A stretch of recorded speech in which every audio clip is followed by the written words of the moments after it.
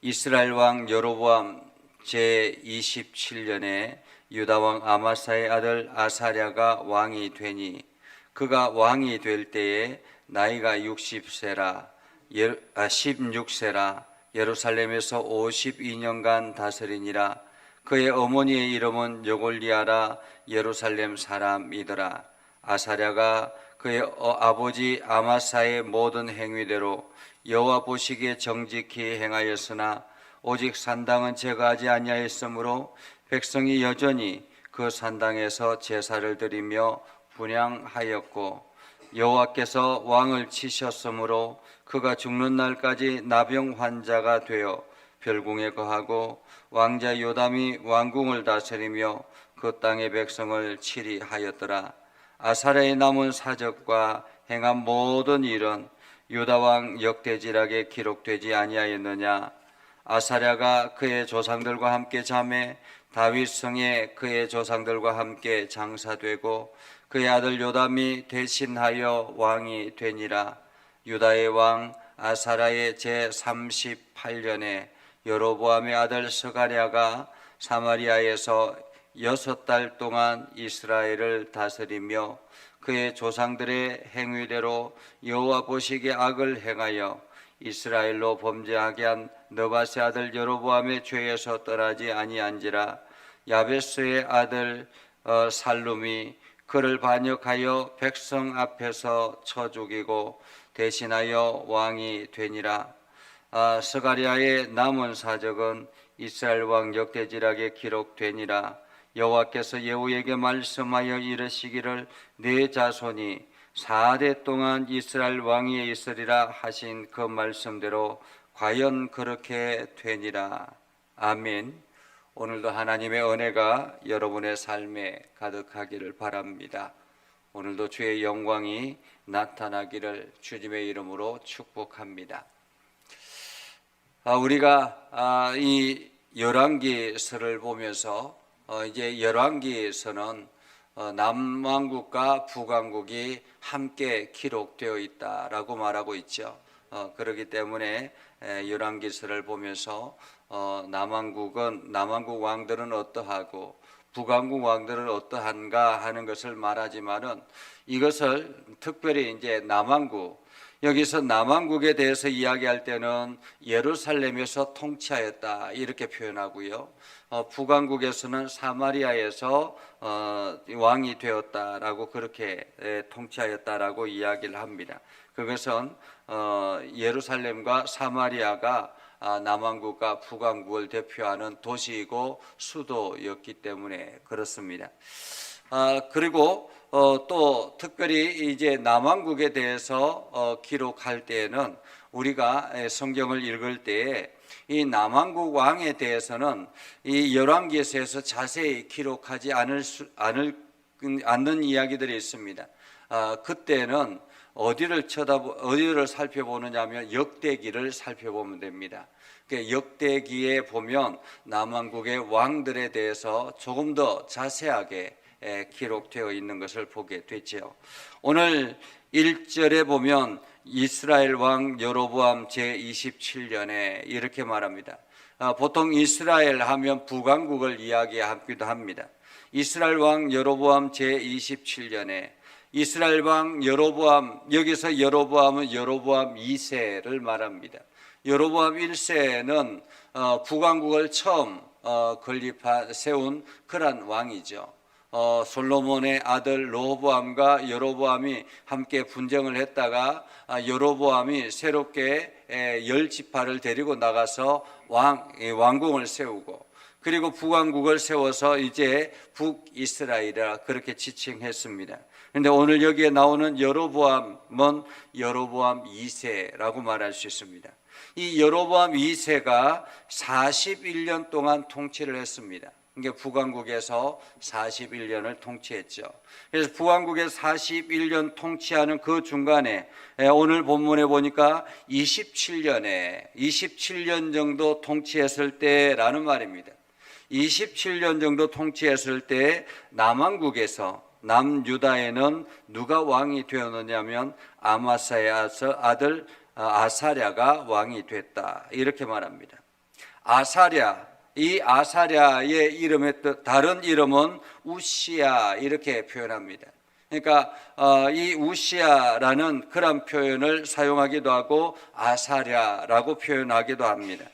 이게 아사랴의 그 이름의 뜻은 여호와께서 도우셨다 이런 의미를 가지고 있습니다. 여호와께서 도우셨다. 그런데 우시야는 여호와는 나의 힘 이런 의미를 가지고 있습니다. 여호와는 나의 힘. 그러니까 이 아사랴나 우시야 동일하게 이 이름 자체가 여호와는 나의 힘, 여호와께서 나를 도우셨다 이런 의미거든요. 굉장히 의미가 있죠. 그렇게 하나님이 나를 도우셨다, 하나님은 나의 힘이다라고 고백하며 나아간 그 왕 아사랴가 나이가 16살의 왕이 되었습니다. 어린 나이에 왕이 되었죠. 어린 나이에 왕이 되었는데 52년간 다스렸다고 이야기합니다. 예루살렘에서 52년간 굉장히 오랜 기간 동안 왕위에 있었다라고 볼 수 있죠. 그런데 오늘 성경에 보면 그의 어머니의 이름은 여골리아라, 예루살렘 사람이더라, 예루살렘 사람이더라 이렇게 표현하고 있습니다.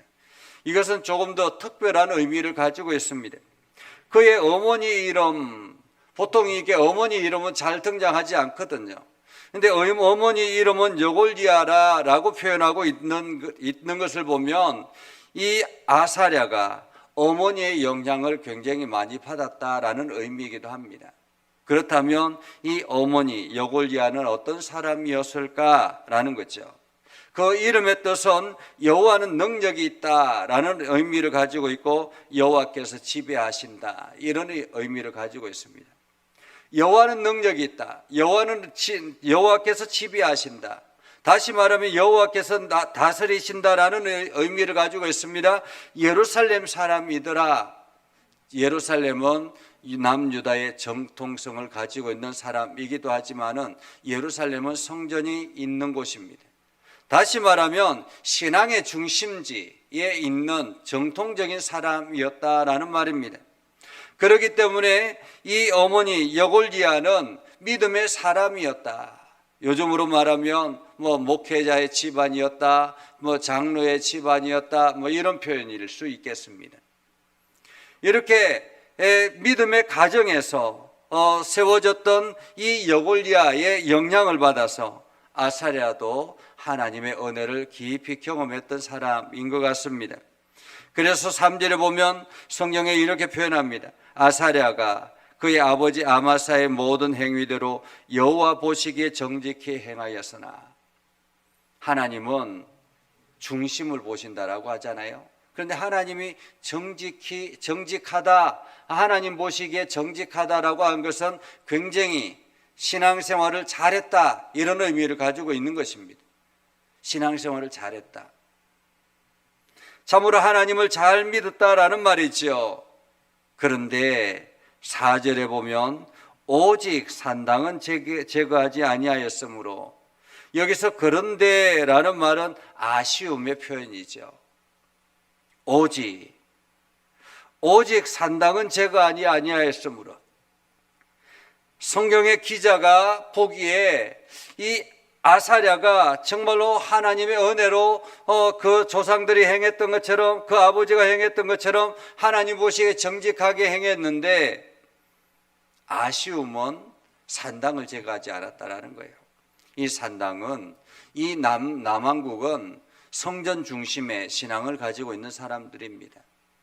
예루살렘 성전을 가지고 있었고, 그 성전에서 예배하는 그것을 기본으로, 가장 기본으로 율법으로 지키고 있는 사람들입니다. 그런데 산당은 각기 지역의 산에 산당을 만들어 놓고 그곳에서 예배하고 그곳에서 모임을 가지는 그러한 것입니다. 이 산당은 어디서부터 시작이 됐는가 하면 북왕국의 관습이에요. 북이스라엘의 관습. 북왕국은 이 예루살렘이 성전이 없기 때문에 단과 베델에 그 단을 세워 놓았지만은 이게 정통성이 없잖아요.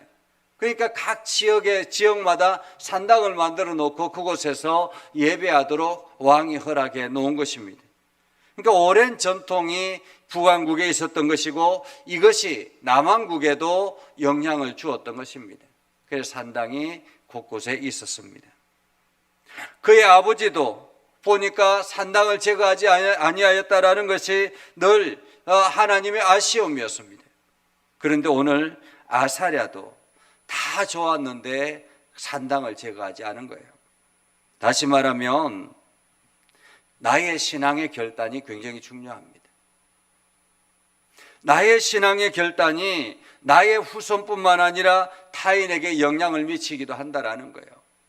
내가 정말로 열심히 신앙생활 잘하지만은 아쉽게도 뭔가 다른 습관, 하나님이 원치 않는 다른 습관이 내 안에 있다면 그 습관 때문에 그 습관의 영향이 내 자녀와 내 후손들과 그리고 다른 사람들에게 영향을 줄 수 있다는 거죠.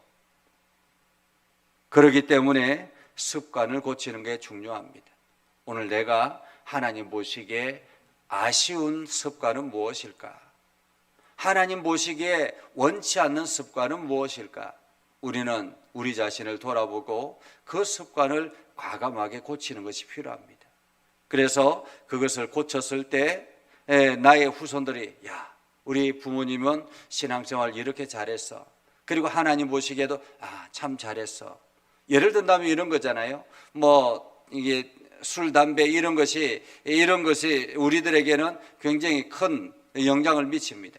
그러니까 부모님이 술, 담배를 다 열심히 그냥 하면서 이게 술, 담배를 하면서 신앙생활을 잘하는 거예요. 신앙생활 열심히 잘하지만은 이 술, 담배를 끊지 못해가지고 늘 아쉬움이 있는 하나님 보시기에 참 그것이 아쉽다. 이렇게 볼 수 있잖아요. 그런 것처럼 내가 끊어야 될 것이 무엇인가를 우리는 돌아보아야 합니다. 그렇게 해서 산당에서 여전히 그 산당에서 백성들이 제사를 드리고 분향하였더라. 그래서 오늘 성경에 보면 5절에 여호와께서 왕을 치셨으므로 하나님께서 왕을 치셨다 이렇게 말합니다. 왕을 치셨다라고 하면서 그가 죽는 날까지 나병 환자가 되어서 별궁에 거하고 그의 아들 요담이 왕이 되었다 이렇게 성경은 말합니다. 오늘 성경에서는 여호와께서 왕을 치신 것이 마치 이 아사랴가 산당을 제거하지 않았기 때문에 그런 것처럼 보여집니다. 그러나 역대기에 보면 역대하에 보면 또 다른 원인이 있었던 거예요. 이 또 다른 원인이 있었는데 그것은 바로 교만이었습니다. 왕이 자기 자신이 제사를 집례하려고 했던 거예요. 자기 자신이 제사를 집례하려고. 그러니까 제사는 누가 집례합니까? 제사장이 집례하거든요. 우리가 보통 보면 우리가 교회에서 예배를 드릴 때 예배의 집례는 누가 합니까? 목사가 하잖아요. 그런데 장로님이 올라와서 내가 예배를 집례하고 내가 이렇게 성찬식을 집례하고 내가 이렇게 설교를 하겠다 이렇게 하는 것과 같은 거죠. 오늘 이 아사랴가 그러한 자기가 제사를 집례하려고 시도했기 때문에 결국엔 하나님께서 이 아사랴의 교만함을 보고 치셨다라는 것입니다. 왕을 치셔서 그가 죽는 날까지 나병 환자가 되었다. 대략적으로 나병 환자로 있는 기간이 10년 정도를 보기도 합니다. 10년 정도 보았다라면 어쩌면은 이 아사랴가 왕이 되고 어머니의 영향을 계속 받다가 어머니가 돌아가시고 그리고 난 다음에 점차 신앙의 중심이 흔들리기 시작하면서 이러한 교만함이 나타나지 않았을까라는 생각을 합니다. 우리가 요시야 왕도 보거든요. 신앙의 개혁을 단행하고 하나님 앞에 헌신하려고 했던 그러한 요시야 왕이었지만 말년에는 별로 좋지 않았던 거예요. 어쩌면은 그 어머니의 신앙이 계속 뿌리가 박혀져야 되는데 어머니가 계시는 동안에는 잠시 잠깐 동안 어머니가 이게 부재할 때에는 잠시 잠깐 이게 흔들렸다가 그것이 교만으로 바뀌는 그런 모습을 보게 되는 거죠. 결국에는 별궁에 있다가 이제 왕자 요담이 함께 다스리게 되었고, 아사랴의 남은 사적은 그 유다 왕 역대지락에 기록되었다, 그렇게 말합니다. 자, 이렇게 유다 왕 아사랴가 죽음을 맞이하고, 그리고 난 다음에 새로운 왕이 등장하게 되죠. 요담이 등장을 합니다. 요담이 대신하여 왕이 됐다. 그런데 이 요담이 왕이 되었을 때가 언제였냐? 이게 요담이 왕이 되었는데, 이때에 북왕국은 또 어떤 일들이 있었을까라는 것입니다. 북왕국은 누가 통치하고 있었습니까? 아사랴가 왕이 되었을 때 누가 통치하고 있었습니까? 여로보암 2세가 통치하고 있었어요. 그런데 여로보암 2세가 통치하고 있었는데, 이 여로보암 2세가 52년, 지금 아사랴가 왕이 되었을 때가 52년 동안 왕이 되었잖아요. 그러니까 38년쯤에 북왕국 여로보암이 죽음을 맞이하고 그의 아들 스가랴가 왕이 됩니다. 그의 아들 스가랴가 왕이 되는데, 이 스가랴는 6달 동안 왕위에 있습니다. 6달 동안. 6달 동안 왕위에 있는데, 오늘 성경에 보니까 9절에 보면 이렇게 말합니다. 6개월 동안 왕위에 있으면서 그가 어떻게 살았는가? 그의 조상들의 행위대로 여호와 보시기에 악을 행하고 이스라엘로 범죄하게 한 느밧의 아들 여로보암의 죄에서 떠나지 아니하니라. 계속 이어서 북왕국은, 남왕국은 상당히 문제였다면 북왕국은 여로보암이 만들어 놓은 그 신앙, 불신앙의 어떤 흔적들, 여로보암의 죄에서 떠나지 아니하였더라 라고 말합니다.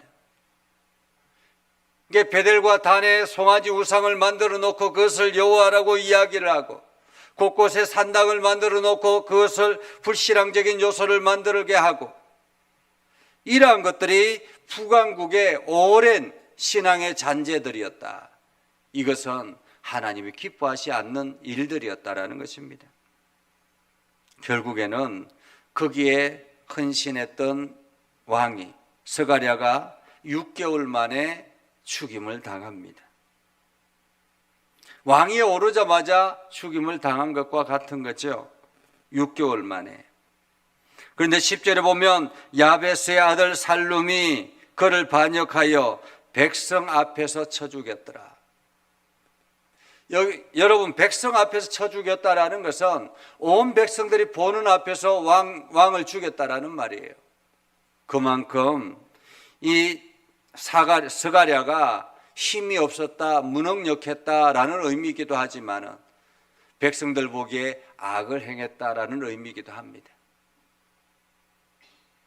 자, 그렇게 해서 북왕국은 스가랴가 죽임을 당하게 되었습니다. 살룸에 의해서 죽임을 당했습니다.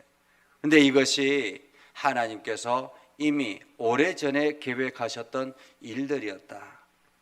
12절에 보면 이렇게 말합니다. 여호와께서 예후에게 말씀하여 이르시기를. 예후는 어떤 사람이었습니까? 아합 왕가를 무너뜨린 그러한 사람이었습니다. 엘리야를 통해서 하나님께서 예언하셨고, 예후에게 기름 부어라 라고 말씀하셨고, 그 예후에게 기름 붓는 것은 결국에는 엘리사의 제자가 가서 기름을 붓잖아요. 그렇게 해서 예후가 왕이 되어서 이제 아합 왕가를 무너뜨리고 새롭게 예후가 등장해서 그 예후 왕가가 등장을 했는데, 하나님께서 그에게 약속하기를 4대 동안은 내가 지켜주겠다. 4대 동안은 하나님이 허락하신 기간이 4대였던 거예요. 하나님께서. 만약에 예후의 그 후손들이 하나님 앞에 헌신하고 충성되게 살았다면 어떻게 되었을까요? 4대 이상 계속 내려갔겠죠. 그런데 그러지 못했기 때문에 하나님께서 약속하신 그만큼만, 딱 4대만큼만, 그래서 성경은 이렇게 말합니다. 그 말씀대로 과연 그렇게 되었더라 라고 말합니다. 그 말씀대로. 역사의 주관자는 하나님이십니다. 여러분의 인생의 주관자도 하나님이십니다. 우리는 그 하나님의 만들어 놓은 그 역사 속에 살아가고 있는 거예요. 하나님이 허락하신 그 시간 안에 살아가고 있는 것입니다. 그렇기 때문에 오늘 내가 버려야 될 간섭은 무엇인지, 내가 뿌리를 뽑아야 될 습관은 무엇인지 우리가 돌아보고 하나님 앞에 충성되게 쓰임받는 저와 여러분이 되기를 주님의 이름으로 축복합니다. 기도하겠습니다. 거룩하신 아버지 하나님, 오늘도 우리 가운데 함께 하시고 하나님의 은혜를 부어주셔서 믿음 안에 서게 하시고 하나님의 영광을 나타내게 해주심을 감사합니다. 하나님, 오늘도 우리가 어떠한 상황 가운데 있든지 주님을 의지하며 주님의 말씀을 들으며 우리 안에 하나님이 원치 않는 습관들, 하나님이 원치 않는 행동들이 있다면 깨닫게 해주셔서 그것을 고치고 바른 길로 걸어가게 하옵소서. 신앙의 결단을 통해서 하나님의 은혜와 복이 오늘도 우리의 삶 가운데 넘쳐나게 하옵소서. 예수님의 이름으로 기도드리옵나이다. 아멘. 이제는 우리 구주 예수 그리스도의 은혜와 하나님 아버지 극진하신 사랑과 성령님의 감화 감동 역사 위로 교통하시며 은혜가 하나님의 말씀 안에 있는 믿음의 백성들 위해 하는 모든 일들 위해 영원토록 함께 하옵시기를 간절히 축원하옵나이다. 아멘.